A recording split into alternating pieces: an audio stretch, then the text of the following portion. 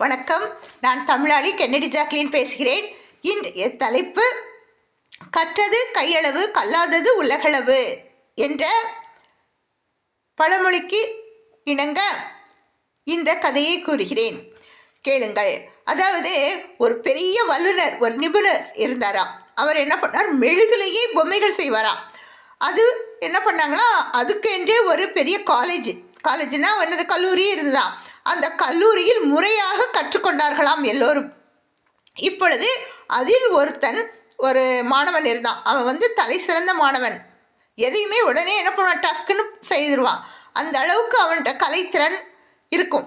உடனே என்ன பண்ணார, எல்லாரையும் கூப்பிட்டு நீங்கள் நான் வைக்கின்ற ஒரு போட்டியில் வெற்றி பெற்றால் உங்களை ஒரு சிறந்த மெழுகு செய்யும் பொம்மைகள் செய்கின்ற நிபுணரிடம் அனுப்புவேன் என்று கூறினாராம். உடனே எல்லாரும் என்ன பண்ணாங்களா, அவங்க கஷ்டப்பட்டு செஞ்சாங்களா. ஆனால் இவர் கேட்கின்ற கேள்விகளுக்கு இவன் மட்டும்தான் பதில் சொன்னானா, அந்த முதல் மாணவன்.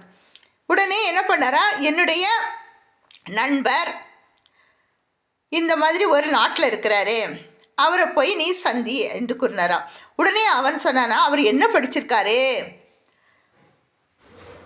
இந்த மெழுகு செய்வதில் அவர் தலை சிறந்தவரா என்று கேட்டானா. உடனே அவர் சொன்னாரா, அவர் படிப்பறிவுலாம் இல்லாதவர், அவர் முறையாக கற்றுக்கொள்ளவில்லை, ஆனால் நுணுக்கங்கள் அதிகமாக அவருக்கு தெரியும், எல்லாம் பட்டறிவு தான் என்று கூறினாராம். உடனே இவனுக்குள் ஒரு ஏளனம் ஏற்பட்டு விட்டதாம். அவர்கிட்ட போய் நம்ம என்னத்தை கற்றுக்க போகிறோம், இருந்தாலும் இவர் சொல்லிட்டாரே அப்படின்னு சொல்லிட்டு வேண்டா வெறுப்புக்காக போனாராம். போய் என்ன பண்ணான்னா, அந்த நிபுணர் சொன்ன அந்த ஆசிரியருடைய வீட்டின் ஒலி இருக்குல்ல, அந்த ஹாலிங் பல்ல போய் அழுத்துறாரு. உடனே என்ன பண்ணிச்சு, அங்கேருந்து ஒரு பணிப்பெண் வந்தாலாம். என்ன சொன்னா, நீங்கள் வாங்க உட்காருங்க, உங்களை தான் நாங்கள் எதிர்பார்த்துக்கிட்டு இருந்தோம். அந்த நிபுணர் என்ன பண்ணுறாரு, இப்போது அவர் செய்கின்ற அந்த செயல்முறைகள் இருக்கின்ற அந்த அறையில் இருக்கிறார், போய் பாருங்கள் என்று கூறினார். உடனே இவன் அங்கே போய் பார்த்தானா. அங்கே பார்த்தா டேபிளில் அந்த பொருட்களெல்லாம் இருந்துச்சான். அதெல்லாம் பார்த்த உடனே சின்ன சின்ன பொருட்களாக தான் இருந்துச்சான். இவர்கிட்டயே போய் நம்ம இதையா கற்றுக்க போகிறோம், அதுக்காகவே இந்த நாடு விட்டு நாடு போனோம் அப்படின்னு சொல்லிட்டு அது உட்கார்ந்துருந்தானா. இவர்களுடைய முகத்தை பார்த்த உடனே அவர் புரிந்து கொண்டாராம், பையனுக்கு பிடிக்கவில்லை, அதனால் நீ போய் என்னுடைய வீட்டில் போய் உட்காரு, நான் வரேன் அப்படின்னு சொன்னாராம். இவன் போய் என்ன பண்ணானா, அந்த வீட்டில் போய் உட்காந்துட்டு அந்த பணிப்பெண்ணு டிவியெல்லாம் போட்டு விட்டானா, டிவியெல்லாம் பார்த்துட்டு இருந்தானா. உடனே டீ டைம் வந்துடுச்சு.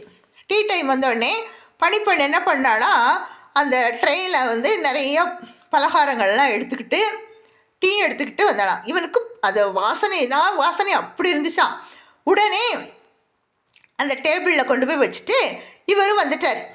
வந்த உடனே என்ன பண்ணாரா, வாப்பா டீ குடின்னு. இவனுக்கு பிடிக்கல, இவர் ஒரு படிக்காதவர், இவருடைய கூட போய் நான் போய் உட்காந்து டேபிளில் போய் சாப்பிடணுமாங்க அப்படின்னு. ஆனாலும் ஒரு வாசனை கும்முன்னு இருந்தவொடனே சரி போய் டீ குடிக்கலான்னு போனானா. உடனே குவளையில் இருந்து அந்த தேநீரை அந்த பொண்ணு என்ன பண்ணாலாம், பணிப்பெண் கொடுத்தாலாம். உடனே அதை வாங்கி அதை குடிப்பதற்காக எடுத்து என்ன பண்ணா, அந்த குவளையில் இருந்த அந்த டீயை குடித்து கொண்டே இருந்தானா. பக்கத்தில் ட்ரெயில் நிறைய பொருட்கள், நல்ல பலகாரங்கள் எல்லாம் இருந்துச்சான். உடனே அவர் தருவாருன்னு பார்த்தா அவர் எடுத்துக்கணும் சொல்லலை, எடுத்து சாப்பிடுங்கன்னு சொல்லலை. சரி அவரும் எடுத்து சாப்பிடல. என்னடா அவரும் சாப்பிட மாட்டேக்காரு, நம்மளையும் சாப்பிடணுங்கன்னு சொல்ல மாட்டேக்காரேன்னு சொல்லிட்டு என்ன பண்ணேன்னா, சரி நாமளே எடுத்து சாப்பிட்றலான்னு சொல்லிட்டு எடுத்து வாயில் வச்சா அது மெழுகு பொம்மை, மெழுகால் செய்யப்பட்ட பொம்மை பலகாரம், அப்படியே பலகார வடிவில் இருக்குது. அந்த பலகார வாசனையும் அதில் இருக்குது. அந்த உடனே கேட்குறான், என்ன எப்படின்னு. உடனே அவர் சொன்னாரா, இதுதான் நான் செய்கின்ற கலை, இதுதான் என்னுடைய கலை அப்படின்னு சொன்ன உடனே அப்படியே வெட்கி தலை குனிந்து போனானா. உடம்பெல்லாம் குறுகி போச்சான்.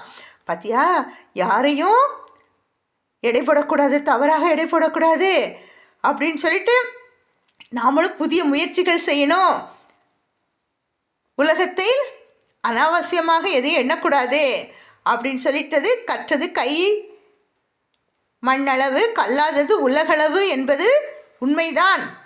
இன்னும் எவ்வளவோ இருக்குது. எனக்கு வந்த இந்த தலைக்கணத்தை கர்வத்தை அடக்கிய அவரை காலில் விழுந்து வணங்கி எனக்கும் கற்றுத்தாருங்கள் என்று நின்றானாம். நாமும் அப்படிதான் இருக்க வேண்டும். எல்லாம் தெரியும் தெரியும் சொல்லி நம்ம இருக்கக்கூடாது. தலைக்கணம் வந்தால் தலையை தட்டிவிடும் என்பதை இந்த கதையின் மூலம் நாம் தெரிந்து கொள்ளலாம். நன்றி, வணக்கம். உங்கள் தமிழாளி கென்னடி ஜாக்லின். இதை கேட்டுட்டு லைக் பண்ணுங்கள், ஷேர் பண்ணுங்கள், சப்ஸ்கிரைப் பண்ணுங்கள்.